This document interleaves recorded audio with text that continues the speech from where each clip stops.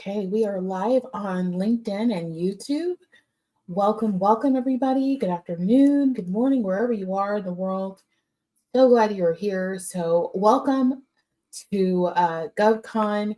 Get ready, insider tips before the GovCon Millions Masterclass on Thursday. My name is Melinda Colon. I am a government contract expert strategist who has helped many ambitious business owners really just scale their business with government contracts. And today, I'll be sharing practical insights to help you prepare for government contracting so that you have success, especially if you run a service business like IT, construction, professional services, healthcare, pharmaceutical, energy, environmental, logistics, transportation, manufacturing, research and development, education and training services, and so many other service businesses.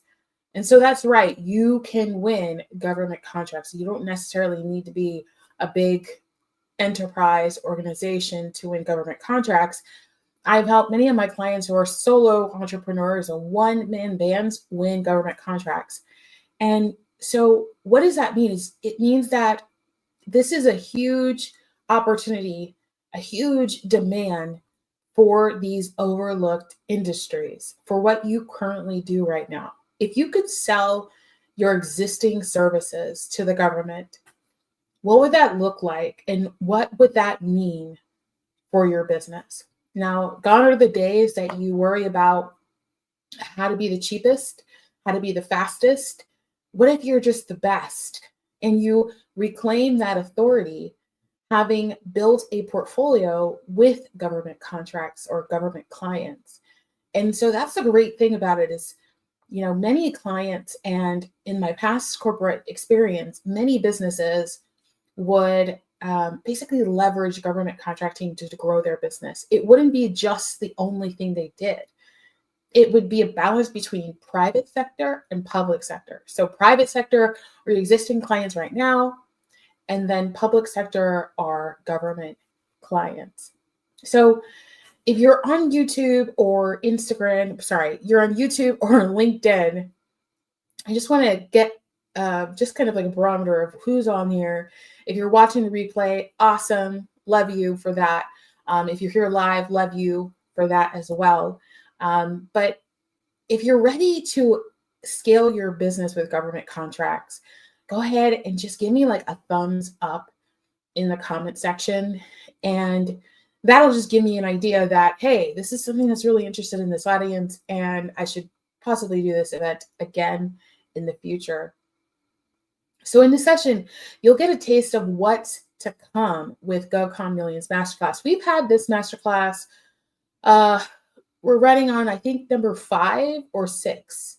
Number 5. It's number 5. It's the 5th time we're running this masterclass, and we've had hundreds of people register in the past. This event so far, we have over 115 people registered, and we're really excited to share this information because if you don't know, if you're here in the United States and you didn't know this, right now is the largest wealth transfer. It's currently happening right now. It's the largest wealth transfer occurring right now. And so what does that mean? Like, how do you position yourself to be in the top 1% or at least the top 10% so that your family, your life, you have the freedom that you truly desire and you deserve? It means taking your business to the next level. It's not incremental growth, it is exponential growth. So what we're doing right now, which is the traditional way of doing business, the hourlies, the, trying to be competitive and all that nonsense, to really positioning yourself to be the authority so that not only government clients see that, but also your existing clients will actually pay that in response. And we've seen this over and over again recently with our clients that have gone through our programs and seen real results in just implementing our systems and our strategies. So I wanted to share with you some questions and answers and that we commonly get just to give you some peace of mind, get some clarity when it comes to government contracting, because there's a lot of information out there.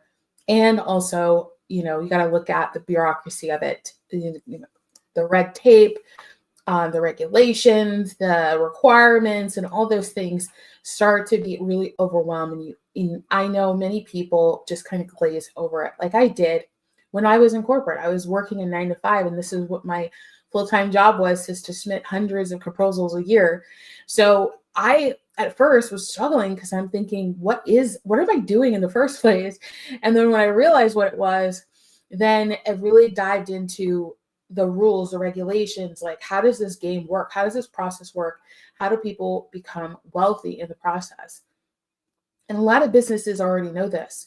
If you're ever, these big engineering firms, construction firms, architecture firms, like they already know the game. A lot of big businesses already know government contracting. And that's really where we find a lot of wealthy people. Like they know that this is a direct path to cash because this is the economy's money. So how does it work? First, that's the first question, is like, why does this money even exist?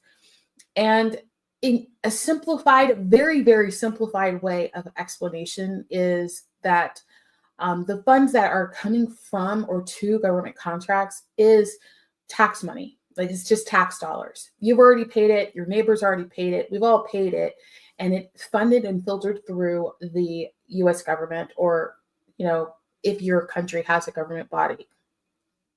And then that funds filter through and address certain areas of the economy, and then they get filtered out back through to businesses to do business with the government to solve problems that they currently have.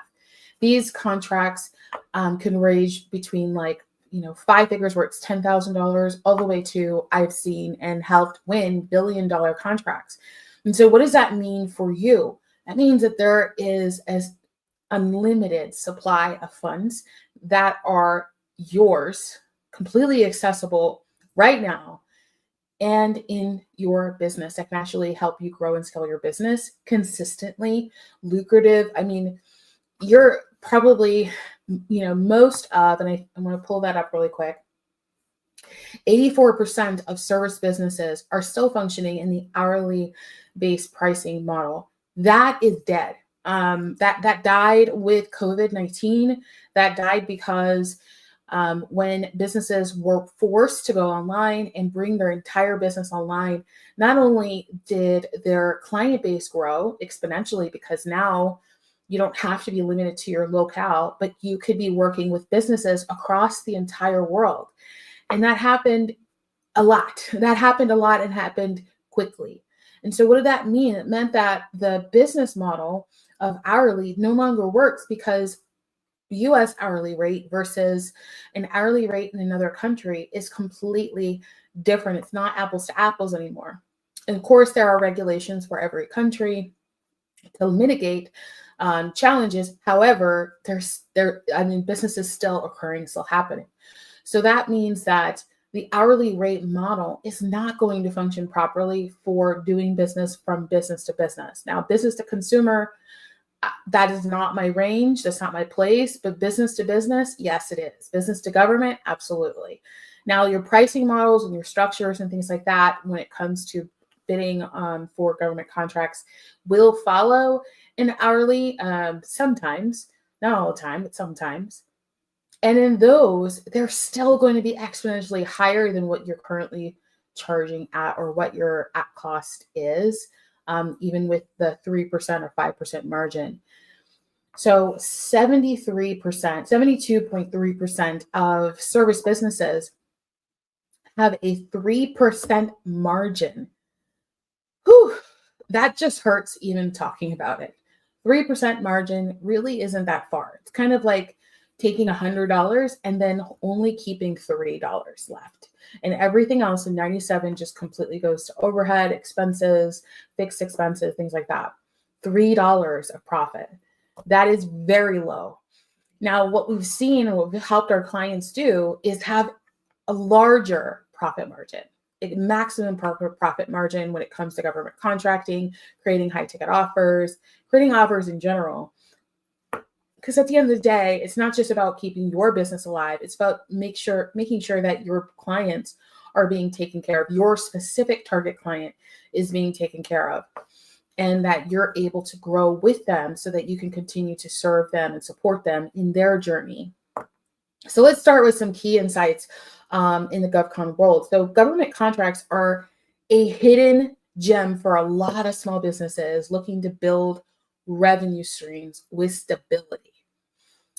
It's for, as a business owner, as an entrepreneur who has multiple businesses, I know that that is the number one thing that I look out for, that my clients look out for, is how can we be stable enough to grow into the future, so that it's not like a one-time thing that we're coming out with an opportunity or an offer to do business with us. It is something that is going to consistently grow and be an opportunity for us to grow as well as our clients to grow. And the best part is that small businesses, even those boring industries like I mentioned earlier, IT, manufacturing, transportation, it's having a lot of advantages, because this is my own take on my own perspective of doing research for over a decade, is the more boring the business, the more money there is in government contracting. So if you are, providing a service that is, building a road or a bridge, or even just building a program for health and wellness recovery, that is very valuable. The sexier it is, it's less money, because it's kind of like the shiny objects. It's just, one in a dozen, but because there's one in a dozen, they're so unique that it makes it more hard and more difficult for government clients to actually apply it to their way of doing business.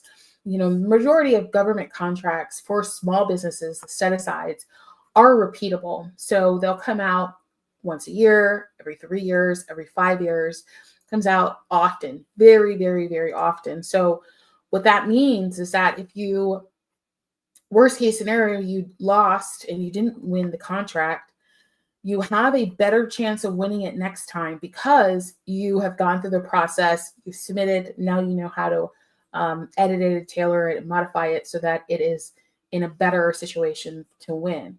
I talk about this in the Masterclass, and if you want to come to the Masterclass, go to govconmillions.com to register for the Masterclass. But that's really where we'll talk about, what do you do when you lose? Do you just walk away and say, oh, that's just not for me? Do you just throw your hands up in the air and say, no, that's not for me? No, you actually do take that as a KPI and you research it. What went wrong? What could we have improved? And there's different methods and strategies for you to improve your proposal or your bids so that you have a better chance for the next time. So there's really no losing. Now, the same thing I would say for winning as well. If you win a contract, I do the same thing. And I recommend my clients to do the same thing, is look at it. Say, why did we win this? What is working for this specific agency? And making sure that we incorporate that for every single opportunity for that specific client every single time, because we know that that is resonating with them. Anything else that needs to be modified or tweaked, we do that ahead of time when it's fresh in our minds, so that the next opportunity is in better shape. And we're saving a lot of time through the proposal development process by preparing this information ahead of time, which, if you have been in the world of government contracting or grants, you know that time is of the essence. So you don't want to wait till last minute, even though there is a little bit of a sense like, oh, I'll just wait until last minute. It's not due for another week or 2 weeks or 3 weeks. You actually want to modify that immediately, because it's fresh, top of mind. And then you get closer to that, the deadline date, the due date, and you're just, you're polishing it, you're tailoring it for that specific scope of work. So right now, what we're seeing is an increase in funding across many areas. So especially those that aren't traditionally seen as exciting, like cleaning, that's really big one that's jumped significantly recently. Logistics and consulting. This information is public record. It's available. We just closed out fiscal year. The government just closed out fiscal year 2024 in September 30th, and now they just started fiscal year 2025, which started October 1st. So we have a lot of data from September 30th latter, because everything is public record. It is documented. So we see these are the three areas that have been upticked recently: is cleaning, logistics, and consulting. Agencies need reliable businesses to fill these roles, and they often prefer smaller size companies over larger firms. For my large firm clients, sorry to say, but this is true, and there are many reasons. I don't dive right into that in the masterclass on why this is the case. But you see, there it's kind of like it's better that the client base, your contractor base is more diverse than not. If you have somebody that does, a specific service for you every single year for the next 20 years, it's kind of doing this, like it's not within alignment with, the best way for you to find the best opportunity, the best value for what's the best self-service is right now. So they like to see different faces, different businesses, so that they know that they're getting the best value that's out there, opposed to holding on to one company and saying, you're going to be providing me cleaning services for the foreseeable future. It doesn't work that way. You always, when you come up for a bid or a proposal, you always want to put your best foot forward. You don't want to assume that you're the best one in the room. You want to be fighting for that relationship as if you would want anybody to fight for yours. Now you may be thinking, what would the government want my business? Like, why would they want to do business with me? So let me tell you, many agencies are looking for companies just like yours to meet their unique needs, from compliance to reliability. This is said, that the larger the company, the harder it is for them to build a rapport with their point of contact. And because there's, just a lot of red tape, there's bureaucracy on both sides, and it just makes it challenging for the client to feel like their number one priority above everything and everyone else, which is what anybody really wants, right?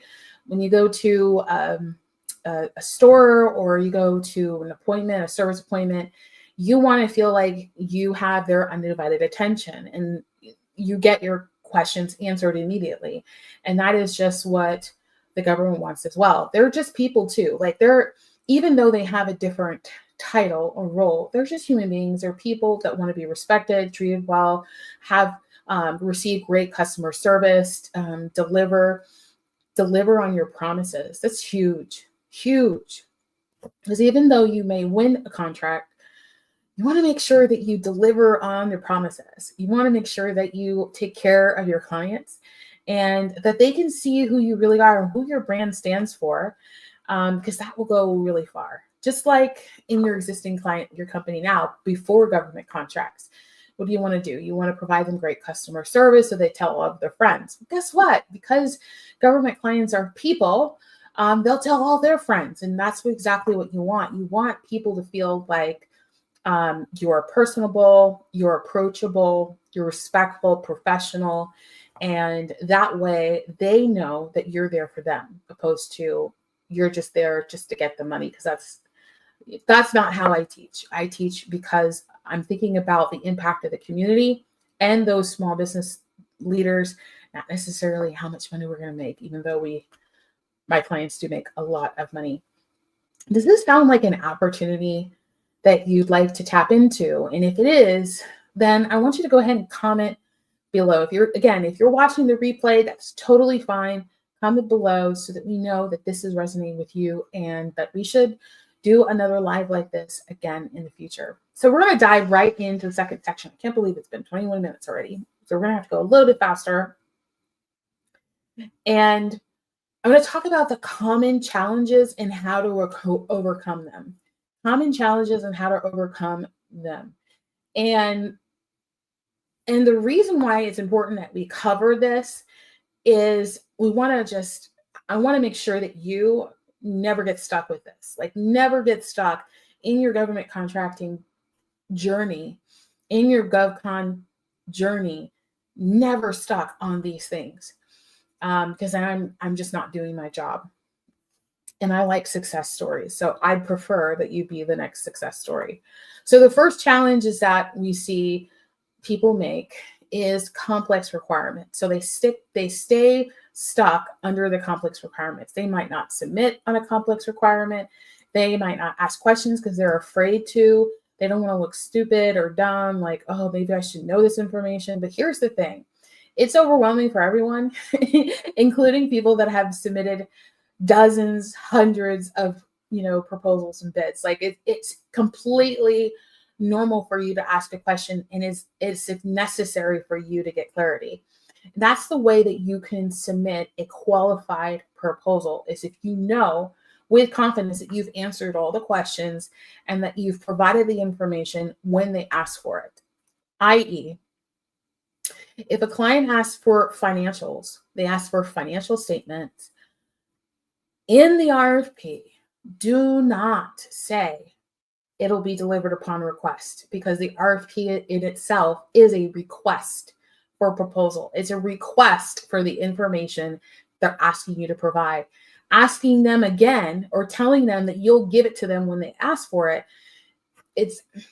Imagine if someone did that to you in real life. Like, someone said, can you please give me that bottle of water? Well, I'll only give you that bottle of water when you ask for it. It's like, well, I just asked for it, right? So you're just complicating things. Just give them the information they ask for when they ask for it. Nothing else. It's really, really just simplify it. Try not to overcomplicate it.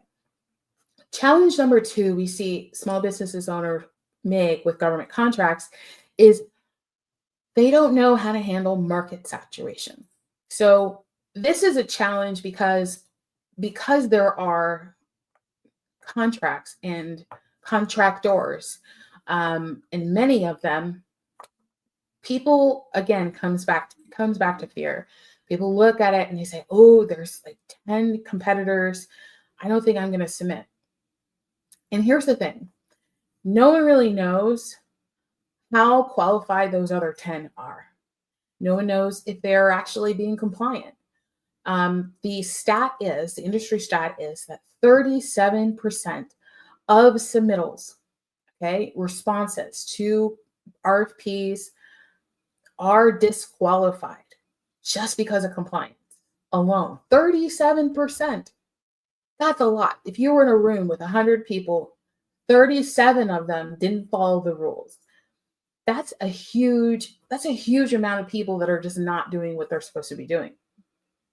So when we look at and see other competitors in the room, don't underestimate your value and your ability to win that contract, because you don't know what their ability is and you don't know what their approach is. There are obviously different ways to bake a cake, right? You use different ingredients. Some use olive oil, some might use margarine, some might use butter, some might use a different type of fat to just applesauce. I think I've seen a recipe with applesauce, something to bind the cake together, different types of flour. So your approach to baking a cake is completely different than someone else. So why don't you just put out your best foot forward and see which one is selected based off the scope of work, the requirements in the RFP. This is going to give you the best opportunity to get acknowledged and seen. Because at the end of the day, you have a beautiful approach. Even though it might not be selected by that one client, there might be another client within the government world that needs the exact same recipe. So it's never a throw out. It's never an opportunity where you're just like, oh, well, this was a waste of time. Unless you're not following instructions. But if you're following instructions and you deliver on your promise within your RFP, and you show how you can deliver your promise based off testimonials and case studies and different project examples, that is how you can really just respond to the request in the proposal in a way that you can best show your value and the benefits that you offer without worrying about competition. And then there's pricing. So you want to win without undercutting yourself. Ooh, my gosh. Let's go back to 3% for a second. Margins, like 3% margins that's not a business. That's not a business, in my opinion, based off my research, based off talking to multimillionaires and billionaires. None of them function with a business making with a 3% profit margin. It has to be larger than that in order for you to survive. So I teach clients to find the sweet spot where they remain competitive and very profitable. So you want to make sure that you have both. There is a specific formula, a specific strategy that you can implement, and it really is straightforward once you understand it. But it's going to be different for every single client because every single client has a different way of pricing their things. You might have a spreadsheet. They might provide you a spreadsheet to complete. It might be a form. You might actually need to provide your own pricing model for that or a fee schedule. Just depends on the requirements, and you need to know how to price right for freedom. So let me share with you a couple of success stories. One specifically is of a client who is a solopreneur. She was a solopreneur when she came to me, and she says, I don't really know if I can do this art, like this proposal or this project. And I said, sure, let's take a look. We sat down, we had a strategy session, and we talked through it. And we went through one of my checklists to see if it's going to benefit her to submit on this contract. And she did, but she decided to. I'm giving you the abbreviated version. She decided to. Then she came back to me a few weeks later, told me that she won it. It was a $1.4 million contract. She's a company of one, a team of one, and she won against 11 competitors. All of them had teams. Several of them were small businesses, but they all had teams. She was the only one that had a team of one. The only one. So here's another example. Another client of mine came to me and said, we really need help with proposal development. We really need help with just kind of helping us keep track of all of the opportunities that we're spinning on. And to be honest, they were in a bit of a situation. They're trying to restructure their business. They had recently lost one of their partners, and they were trying to keep everything afloat while doing business development, even though neither of their strengths was business development and government contracting.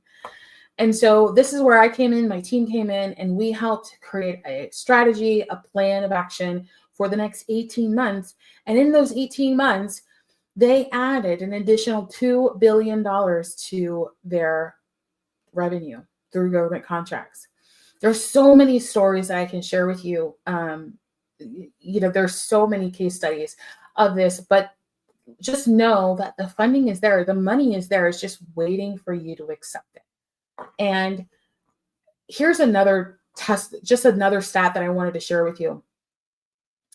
The industry average for how many proposals we win, and you can actually look this up and Google it if you'd like, is 1 out of 10. For every 10 proposals that you might submit on your own without any guidance, without any support, you'll win 1 on average as a small business owner or as a small business. My industry, my agency's win rate is 8 out of 10. So when we're actually looking at the cost, the time involved, the effort and energy, right? The worry, like, did I do everything right? We've cut that down significantly and have helped our clients win over and over again. So many of our client books show that we've won proposal after proposal, which is basically contract after contract after contract. Many of our clients that come to us, they win all of 100% of contracts that we help them submit. And the reason why is because we come back to the strategy. My strategy is the 5-step sales strategy. It's just ironclad. and it will increase your win rates. It will help you with compliance. It will help you with writing and strategy so that you're not just like looking for an RFP, scrolling through sam.gov or your local municipality looking for an opportunity to submit. You're being strategic about how to build relationships so that they're long-term. They're long-term. They're not things that just for now, but it's for the growth of your business. And the reason why that's important to me, and I'm going to just dive into this for a moment before we transition to the close, is because I have for a long time realized that I'm about legacy building. I'm not about making money. I'm making a quick buck. I like making money. I love money, but I'm not afraid to say that. And the reason why I'm not afraid of saying that is because I realized and acknowledged that money was the number one thing that was my birthright, which was abundance. We were all created for a purpose. In fact, many people have already been given a really big purpose-driven vision and afraid to act on it and afraid to move forward on it and afraid to step into it because it's so big, because it's bigger than you. And what I'm going to share with you is that there are opportunities to become wealthy, to grow your portfolio, to get into commercial real estate, or to get to build, create legacy for your family, for your kids. I mean, what if you didn't have to work so hard at creating a better life for your kids and you get to enjoy the life you're creating with your kids? What if you could just get up and go on a vacation with your family? What would that do to your spouse relationship? What would that do to the relationship that you have with your team? How can you create a team so effortlessly? Now you're focused not on how much their salary is, but now you can focus on their expertise and what they bring to the table to help serve your clients better. Now you're not struggling to get clients. Now you're focused on serving the best clients that match and fit your business. And this all happens in your first GovCon million. This happens because you finally decided to step into the identity that you've already been dreaming of. But here's the thing, we can't separate an identity from activity. Like if you want to get into government contracting and win contracts and submit proposals and write bids and do business with different agencies and increase your authority, you have to first accept that you're willing to do that and that you're able to step up to the plate to do that. Because that's the only way it's going to happen. You have to first relinquish the old identity and really step into the new identity that already knows that you can do that. Like there's nothing in your way. There's not enough. It's not about time. It's not about money. It's not about skill set. You don't need to go back to school for another degree. If you don't have a certification now or a license now to do what you're doing right now, then you probably don't need that in government contract. There's a lot of opportunities that you don't need that. It's just higher up when it comes to security clearance. That's when you need it, but it's very, it's a very small niche. And so the opportunities are endless. And if we're just kind of staying in our fear and allowing those opportunities to pass us by, we're kind of just giving up on our own self and being the example that we didn't want to be for our kids. When we tell our kids like, oh, you can be whatever you want to be, we have to be the example of that actual vision, right? We have to be the example so they can follow in our footsteps. Maybe it's like just getting groceries or, trying to figure out like what bill to pay. Like, what if you just didn't have to worry about any of that anymore? What if you could just focus on growing and building a business and a legacy that can outlast you? And I believe that every single one of us, every single person that's going to watch this video and then some, has a calling. And whether or not you answer that, it's up to you. It's you and your relationship. But me and my house, we're going to do what we can to make sure that we are helping those that we're called to serve and pleasing God in the process. So GovCon Millions is about legacy building. This is a community that we're growing, that is really taking off quickly. And I'd like to invite you to be a part of the community. So if you're interested in learning about government contracting, how you can scale and grow your business exponentially larger and faster than you ever thought possible. In fact, you could probably do what you've done in revenue last year in just one contract. What would that do for your business? What would that do for your life? So register for govconmillions.com, and I'll make sure to include the link in the description so you guys get access to that. You'll want to make sure that you save your spot. We decided to not upgrade our Zoom link to add more people. We just decided to allow the room to get full. And we would love for you to be a part of that community, that experience on this Thursday, November 14th, from 10 a.m. to 2 p.m. for general admission. VIP starts at 9 a.m. Eastern time, and it goes to 10 a.m. At the beginning of general admission. It is going to be a money party. So it is for business owners. It is for small business owners, nobody else. This is not, if you're just thinking like, oh, maybe one day, no, just don't even show up. This is specifically for small business owners who are just ready to grow and scale their business and take control over their lives finally, because it's going to be a bright future. It is a bright future. And I'm excited about the opportunities for you to really tap into who you are and let other people see the power within you. So we are stopping at 1:38. If you guys have any questions and I don't catch them during the live, we can come back to the replay and answer them and get you those answered questions. Okay. How much? GovCon Millions Masterclass is free. So thank you so much for asking that question. Yep, go to govconmillions.com. Let me go ahead and put that in that secure your spot. Here you go. You're welcome. You're welcome.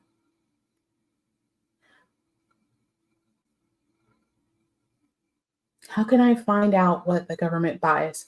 So you can just Google this. There's two ways. You could go to NAICS. You can Google your NAICS code, so NAICS, and Google that. They'll take you to the Census Bureau's NAICS classification registry, or you can go to usaspending.gov. Either way, you can search and see what your NAICS code is. USA Spending will actually go a little bit further, so you could see past contracts that have been awarded for that NAICS code. Great question. What is a win rate? So win rate is basically if you had submitted 10 proposals. I'm saying that our agency, my win rate is 8 out of 10. I help clients win 8 out of 10 versus the industry average is 1 out of 10. So it's just kind of like the rate of winning them. I hope that makes sense.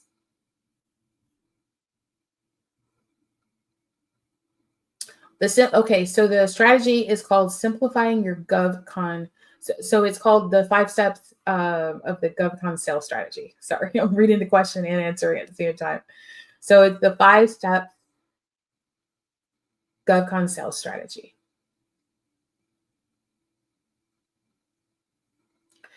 Do you talk about pricing? Yes, I talk about pricing. 100%.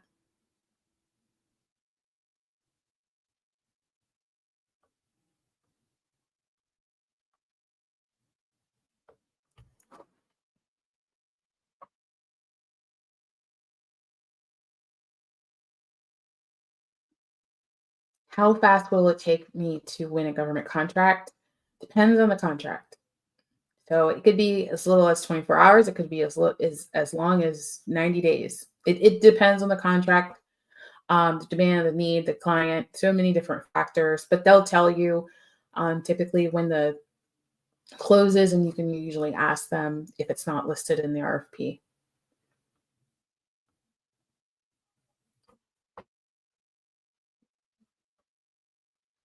What industries, what what industries do business with the government?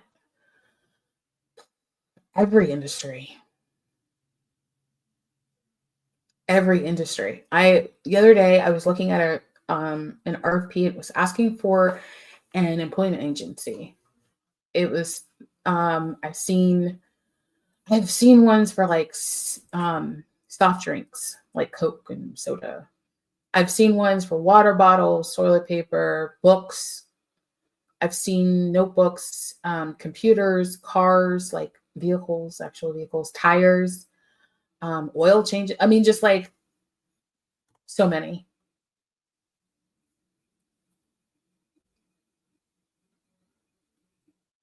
Okay, I'll just give it one more minute.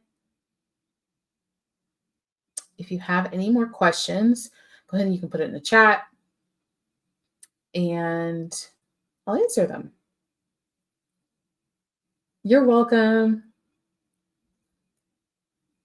Yep, 10 a.m. for general admission, 9 a.m. for VIP on Thursday, November 14th, govconmillions.com.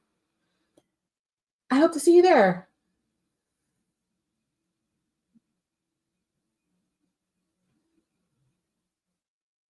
Are you going to talk about contracts? So we actually, okay. In the masterclass, we don't cover contracts, but in our program, we do. We have an expert that actually talks about contracts. Because I'm not an attorney, I can't answer those questions legally. Any other questions?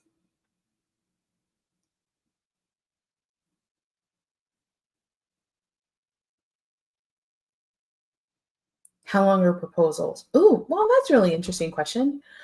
I'm glad you asked that. So it depends.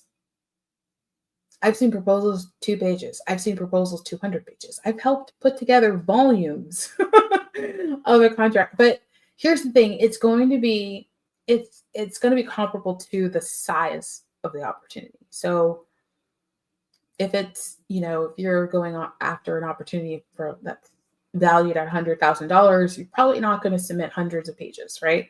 But when there's more risk, right? There's more risk that you need to explain and mitigate, then there's more detail that you need to include. Great question. And the last thing that I'll say about that is I wouldn't concern myself too much about a proposal.